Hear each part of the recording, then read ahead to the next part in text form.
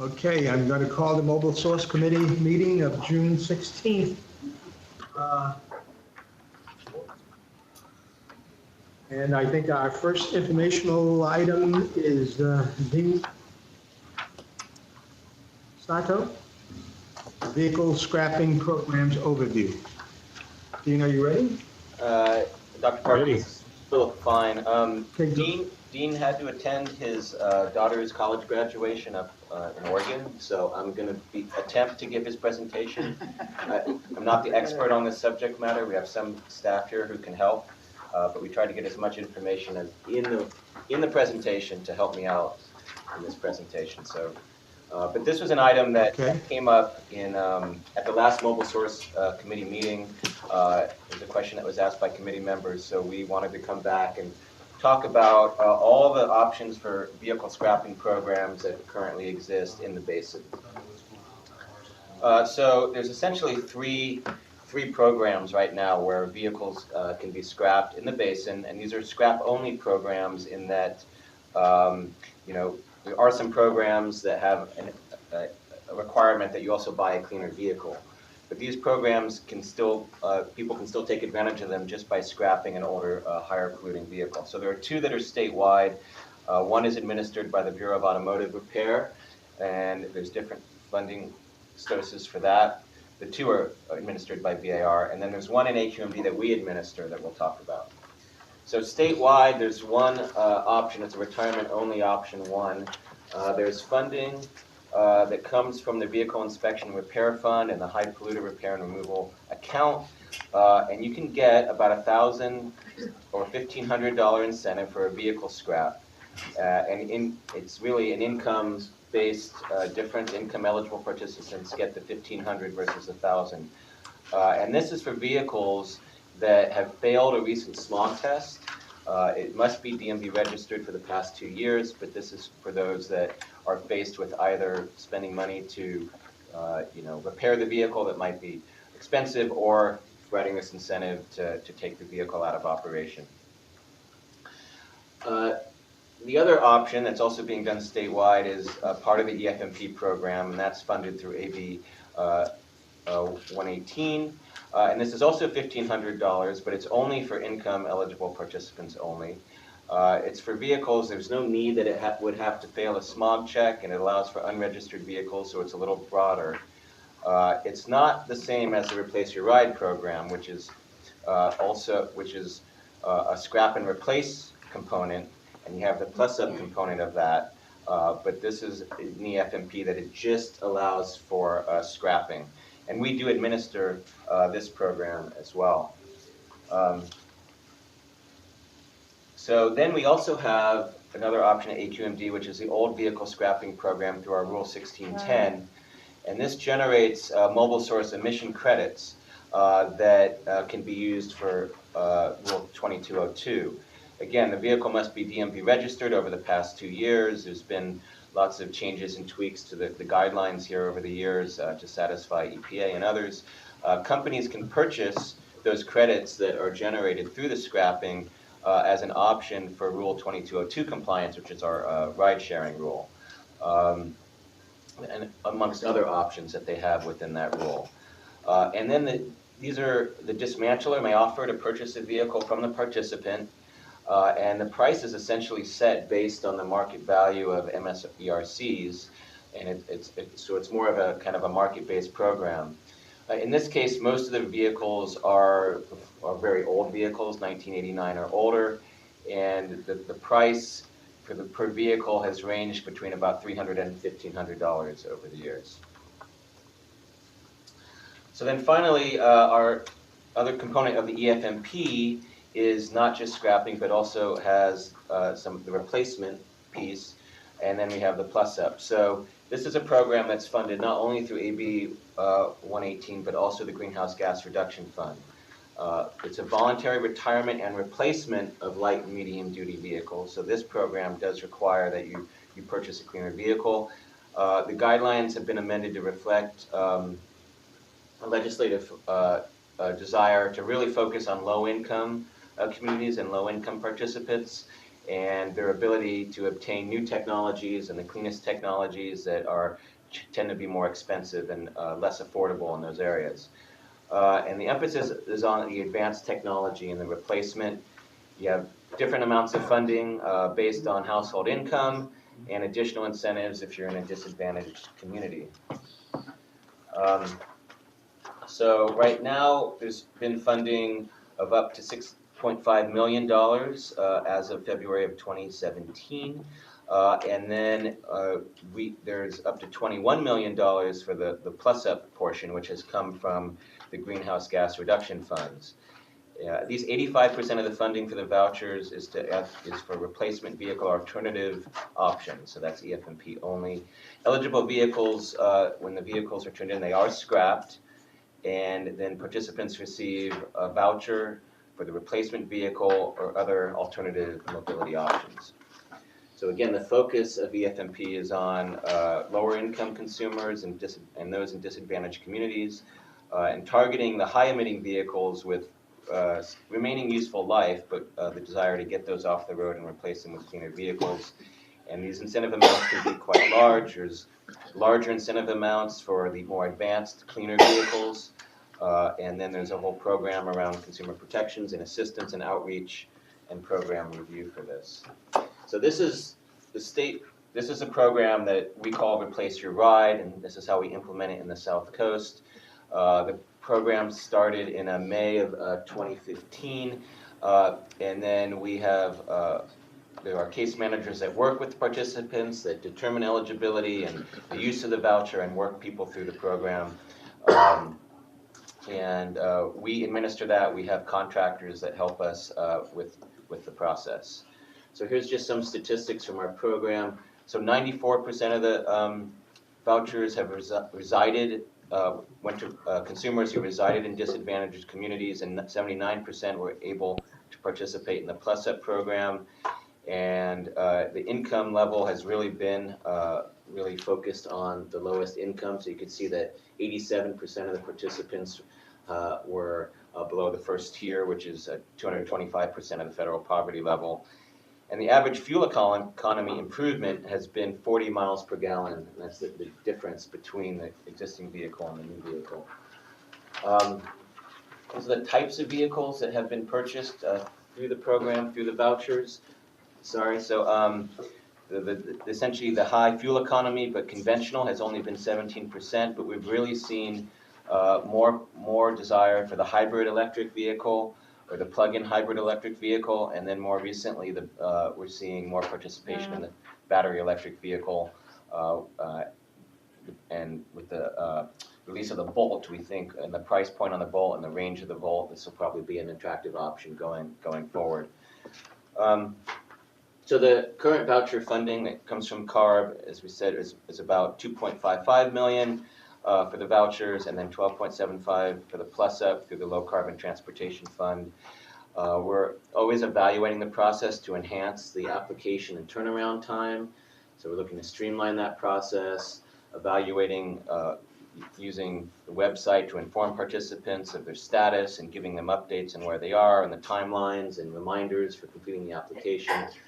And searching and helping them look for that replacement vehicle and matching them up with the vendors. So just some more statistics.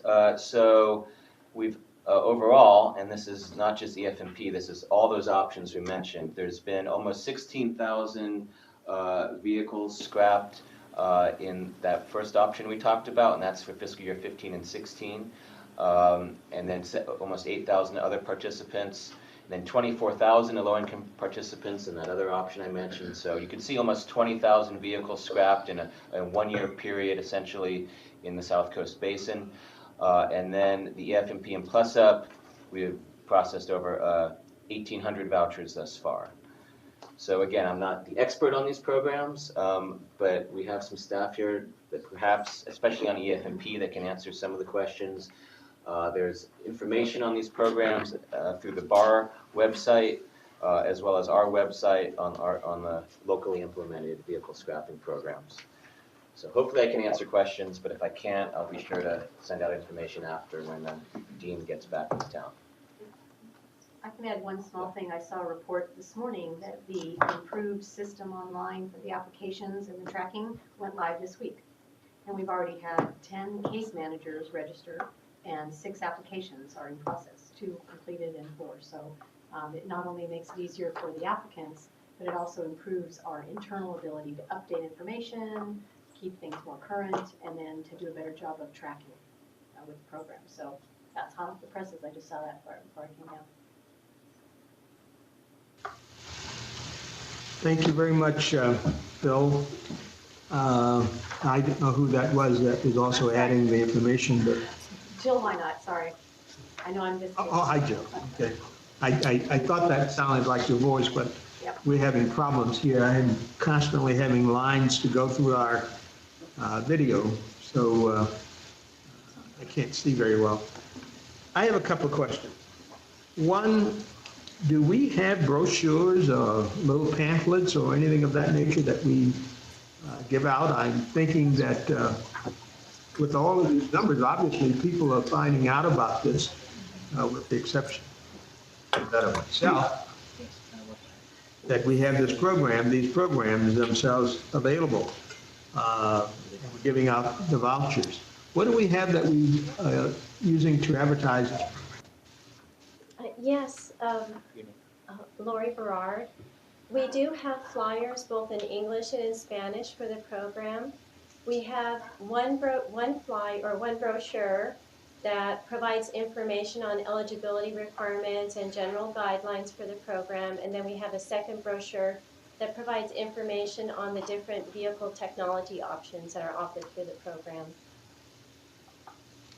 Would people have to come all the way to Diamond Bar? I understand Phil was saying you can go online and apply for these, but are there vendors like scrap yards that they can go to and turn the cars in and the vehicles in and basically apply for the vouchers? I assume this program starts on July 1 each fiscal year? It's been continued since 2015. It's continuous. And we've been doing targeted outreach because the program really is focusing on those people who are low income and in disadvantaged communities. So we've had limited outreach, but it's been a very popular program. So we have not widely advertised the program at this point. We would probably be a little bit overwhelmed. So, Dr. Parker, it's been so popular, it's been oversubscribed, I believe. Yes. So, outreach hasn't necessarily been necessary to get participants, but to the extent that it continues to get funding and that interest level might wane at some point, then obviously outreach would be. Now you're talking about replace your ride. Yeah. Right. I think Dr. Parker was also asking, can you do this throughout the basin, or do you have to travel a long distance to turn your car in? So I think we got that part. There are various sites where they could turn in their car. So we do have multiple dismantling locations to make it convenient for the participants, and they can apply online. Well, again, it's my understanding, and I could be wrong on this, that they are organized organizations that go around and basically ask people to turn in their cars to them, and then they scrap them in order to get the dollars themselves dedicated to them, the individuals themselves getting the dollars. That was going to be my final point, is that how can the individuals themselves, or do we look to see this program really being about individuals, or is it really corporate levels or organizations itself that are using this as a means of raising funds for the organization? This is for individuals only. Businesses and nonprofits are not eligible for participation. I think maybe what you're referring to is maybe, I'm not quite sure, some type of other program. There's a charitable deduction that can be taken if you donate your vehicle. And so there are a number of organizations that will accept that. Public broadcast radio is an example where you'll hear during their membership drives where you can donate vehicles. And so there are a number of other avenues where people can participate in donating their vehicles, not through the South Coast SCAQMD. And then we have the 3 programs one of which we administer completely, two others which are administered in conjunction with the Bureau of Automotive Repair and the state. All of that information, at least with regards to the programs we administer, is online. And charitable organizations, oftentimes on their own websites, also have that information. But it is easy for somebody to make a phone call either to a charitable organization or to us and make that arrangements. And oftentimes the charitable, they'll come out, they'll pick it up, take care of it all for you. Good. Well, I would encourage us, I know we have participation in certain local newspapers that we, and for that, it's various different times to advertise these programs, so especially that in low-income areas, so people will be aware of them. And I recognize what you're saying, that it's really for individuals that are basically from low-income areas, and it may be oversubscribed, but I just have this inward feeling that most of the people who are there and who are taking advantage of it are probably not even in those areas, not even aware that these programs themselves do exist. So I think we have. I appreciate it. I'm sorry, Dr. Parkowski. I think we have some additional information on some of that outreach, but we'll also look what we can do. I know that I recently approved a 4-page spread within the Sentinel. We can look at like La Opinion and others to increase that outreach in those in communities where it might be helpful. Just Right. one second. I know, but, well, we've turned in the programs and we've gone out on several different times, and I've been the presenter of turning in your ride and getting a voucher for up to $8,000 or $9,000 toward the purchase of a new vehicle. Certainly, that has been very well advertised, and with just the basic scrap this old vehicle. A lot of vehicles that you see sitting in people's garages or driveways or whatever it may be, have no further use. Could be scrapped rather than being sold and then be put back out on the street. Add to our pollution problem.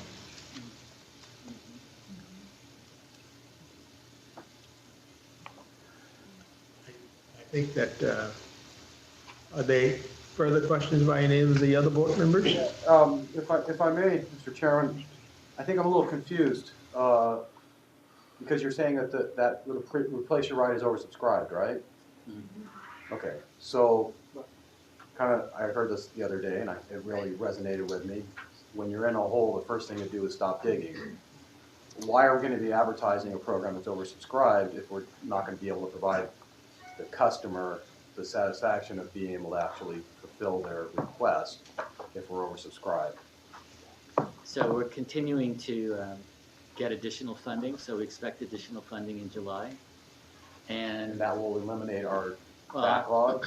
we always want to make sure that we have a backlog to make sure that you justify the Yeah. program, right? Well, what I'm concerned about people having an unsatisfactory experience. Sure. And if they're on a waiting list for a year, or if they are told that this program exists, and then they go to sign up and it says it's sold out, I don't think that helps us. See, Let me answer this. The program is Wait, not. wait. Let Councilmember. Okay, let me just say that this item is on the ARB board agenda for the next week. Yeah. This program in the South Coast was a pilot program. It was also run in San Joaquin Valley and was successful. And so ARB is considering appropriating more money. I think some $60 million will go into that program, but it will be statewide. Well, it won't be statewide, I should say. It'll be in the largest air districts: Sacramento, San Diego, Bay Area, ours in San Joaquin. So that's where it is. That's kind of how it's been evolving, Joe. So I think you'll see more money coming into it, and it'll be allocated among other air districts. And so presuming that we get this allocation, we will no longer have an oversubscription problem? Is that what you're saying? Yes.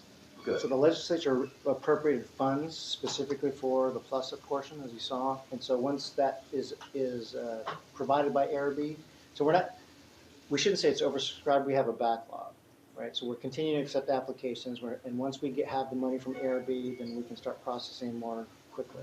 Do we have an idea of what the total need is if we had unlimited ARB greenhouse gas reduction fund Well, there's money?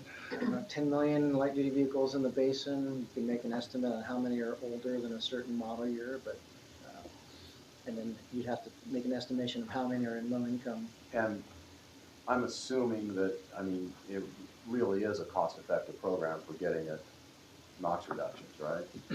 It's a very generous program too. So 9,500, we're seeing vouchers, people are buying, you saw from that breakdown, they're getting off-lease.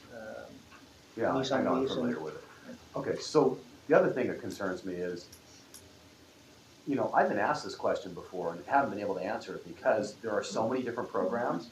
It's so ridiculously complicated. And I don't know if anyone's taking the initiative to try to say, look, what we need is one program that is simple and easy to follow and to make decisions based off the type of vehicle you have and what the options are. But this is kind of overwhelming, I think, from a standpoint of trying the consumer or the automobile owner, even with the best of intentions, is faced with a whole myriad of programs and decisions and trying to figure out what the best pathway is. I was trying to think of, if I needed to make a decision-making flow chart for all of these programs, it would be crazy. I mean, just, you know, I don't know what your brochure looks like, but if you're incorporating all the options available, it just seems like it's a little overwhelming. So that's the reason we have what we're calling case managers. So their intent is to lead the consumer at a step-by-step process. We understand it can be frustrating, but that's why we're trying to streamline this pilot program and making it more effective. I assume that BAR isn't giving up their program or wouldn't do so willingly, but I mean, if we step back, do you guys have a staff? Have you thought about how we could do this and make it simpler for people, but just as effective? Well, we're always considering that, but there's really only two programs. There's the EFMP, Replace Your Ride, and CVRP. Those are really the only two that give you a cash rebate for cleaner vehicles. Well, Or replace them, but there's other programs just for scrapping. There's other programs for scrapping, there's right. two EFMP programs, and then there's EFMP Plus Up. It's the same program. Yeah, It just depends. one's on- a state program and one's administered locally, and one's our program that we administer. It's just, you know, I mean, I don't think it's that confusing, Joe, because seems like it to me. it depends on what kind of a car you're going up to in the EFMP program, because you get various Well, it amounts also in depends on whether you return. want to keep your car, or, Right. yeah, or not, or whether your car passed smog check or not. So that begins with, that's how the Whether you've process had it for begins. 2 years, Yeah. registered or not. And let me say that San Joaquin Valley does their program a little bit differently. They hold periodic sort of Every events. weekend, yeah. Yeah, program, I guess you call it a weekend event where you can come and scrap your car and learn about the program. So we haven't done it that way. We've done it a little bit differently, so. But we haven't been less successful, as you can see, with the program fully subscribed Now. and waiting list. Previously we were, but now we've got it really moving. But I think the point's well taken, that we have, you know, there's scrapping only options, and there's scrap and replace options, and there's a couple different scrapping options. I think within EFMP, the flow chart isn't that confusing, but when you bring in those other scrap only programs that are being run by BAR, like how that plays in, I think that's something we could look into, making that a little simpler. Thank you. It seems to me that when we get rid of an older car out of the universe of operating automobiles on our highways and streets, we've done a significantly better job than having one traded in and continuing its use.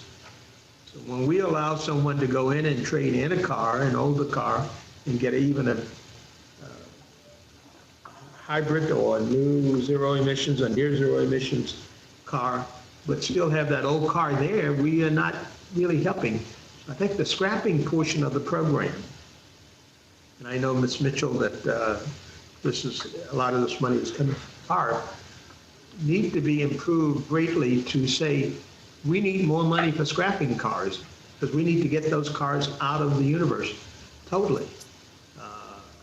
And I say that because I see what the significant effect on an older car, 1989, 1990 car, will have as it relates to the emissions versus a newer car today. Could be as much as 2 to 3 times more emissions off of that one vehicle than the current cars themselves, let alone that of zero emissions. I'm just talking about biofuel type of burning cars with the because they are not retrofitted with all the mufflers and all of the filters that capture a lot of these emissions.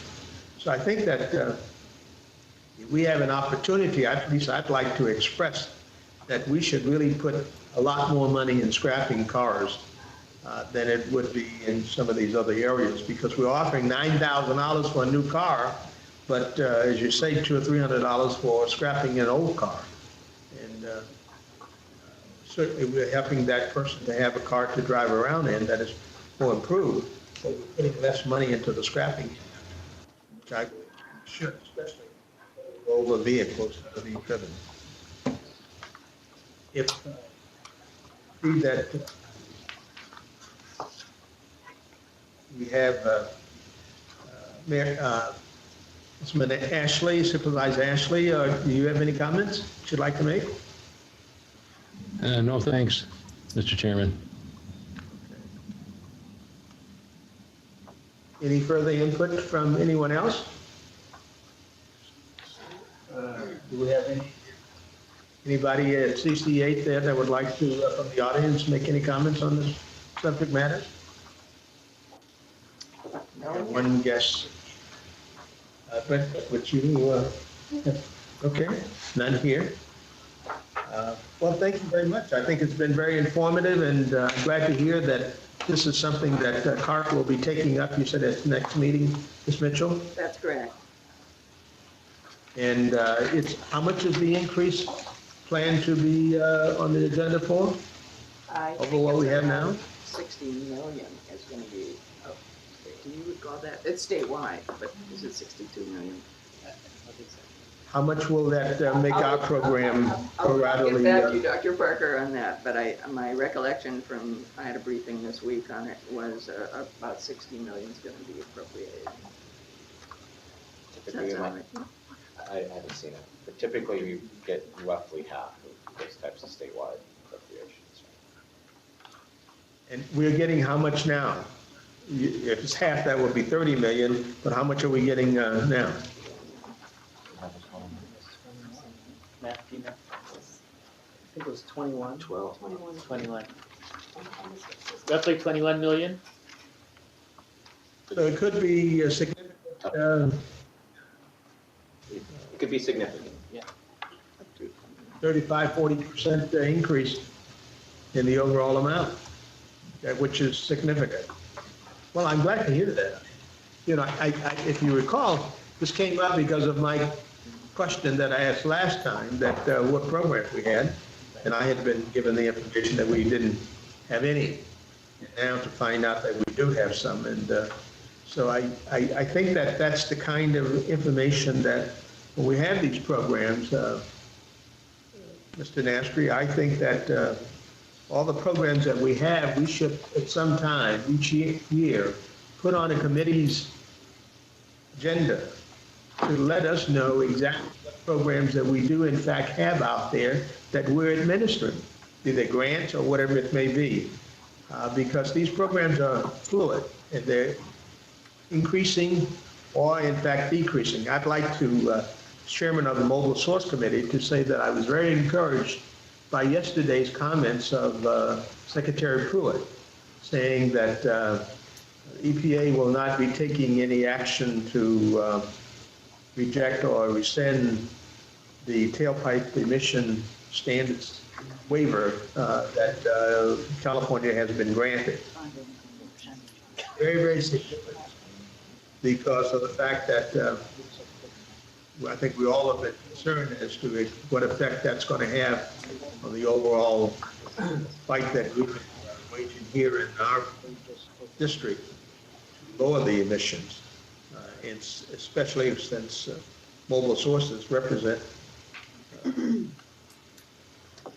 significant percentage. I don't know, I keep hearing different numbers of what it is, but I understand it's what, 65 to 70%, is that right, Dr. Vine? Between 80 and 90% of our NOx comes from mobile sources, depending on which year you look at.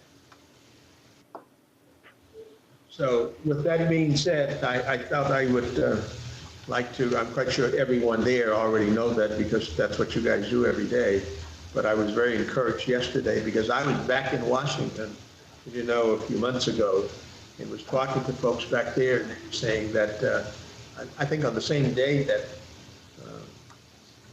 he refused to say at that point in time that he would not consider the revocation itself of our tailpipe waiver. And I talked to our Senator Harris at that same time, and they were also very concerned about it.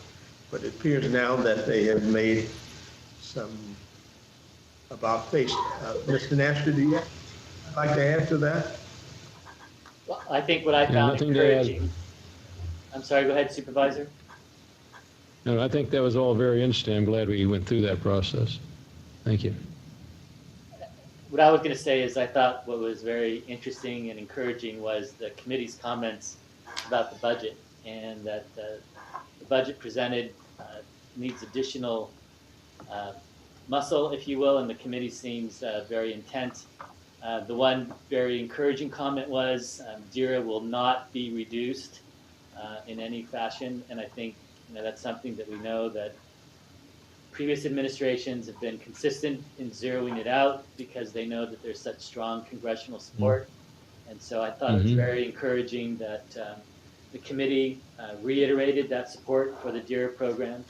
There were also a number of other programs that they reiterate support. That's great. So I think that the budget that's going to actually be ultimately decided is going to look vastly different, and I hope much better than what was proposed in terms of preservation of our funding, 103, 105 grant funding, targeted airshed funding. These are all the things that we spoke about when we were in DC, and I think Congress is certainly very sympathetic to those, and I think that the effectiveness of our reaching out and making sure that the programs are understood and the importance really are such that they know that they need to be fully funded.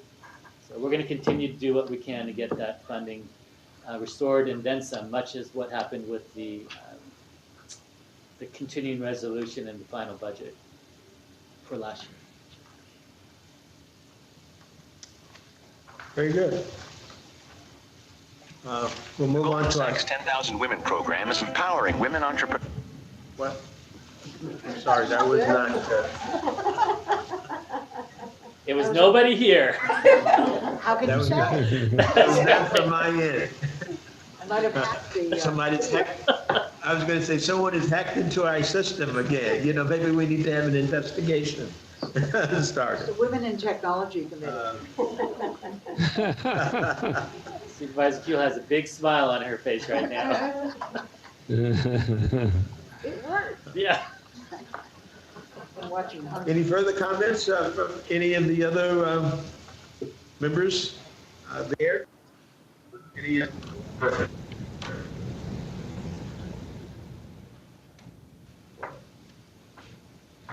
see a... I have no idea who that was. Okay. Is there any input that you need to give further than the written reports on the Rule 2202 activity reports, Dr. Fine? Nothing more, just written reports. Any questions on those reports by any of the board members? If not, then they will be accepted and filed. Any other matters that we need to discuss today that before the committee? Hearing none. Any public comments there at CCA? No. Any public comments? None in Riverside. Okay, none here. Alrighty, well, thank you very much for everyone for coming, and our next meeting will be July 21st at 9 a.m. Let me ask a question before we close. Mr. Nastri has asked that we consider on some occasions, because of the time constraints of other committees that would be starting their meetings immediately after us, that would any of the members be opposed to our starting sometimes 8:30 in the morning. So I'll ask each one of you to comment and not assume that that's a yes or no. Starting with Yes. Miss Dr. Marion Parker. Ashley, I have no objection to 8:30. Okay. I think the traffic is a bit worse in terms Yeah, of what it adds to the drive. It'd be a little harder for us coming from Yeah, the west. I mean, it doesn't just add a half hour. I'm just saying. Okay. It would be less inconvenient for them. Yeah. And Dr. Parker, if I may, what we could do is either agree to end at 10 o'clock, which would make us be very efficient in our presentations, so that we could try to give the stationary source a little bit more time. They have a number of issues that are coming up with regards to the rules, a little bit more than what we're hearing in the mobile source. So, Or you can just move technology committee back. well, we've tried that one. That one doesn't seem to work very well. So we could either, our thinking was perhaps look at starting this a little bit earlier so that we could end at 10, or we could end mobile source at 10 and stationary source start half an hour earlier so that we try to get through all their items. That was sort of the thinking, but in this particular one, we knew that it was a very light agenda and stationary source could start at 10.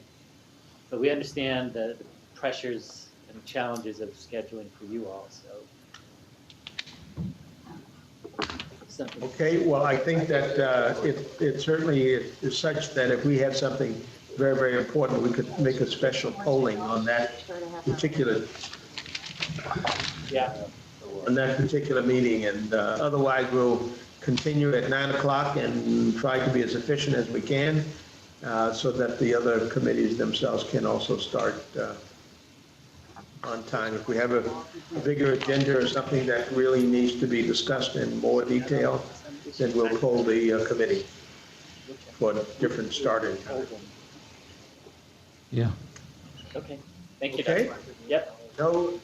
No further comments being done, then I will officially say the meeting is adjourned, and we'll see you in July again at the meeting. Thank you very much. Thanks, Dr. Parker. Thank you.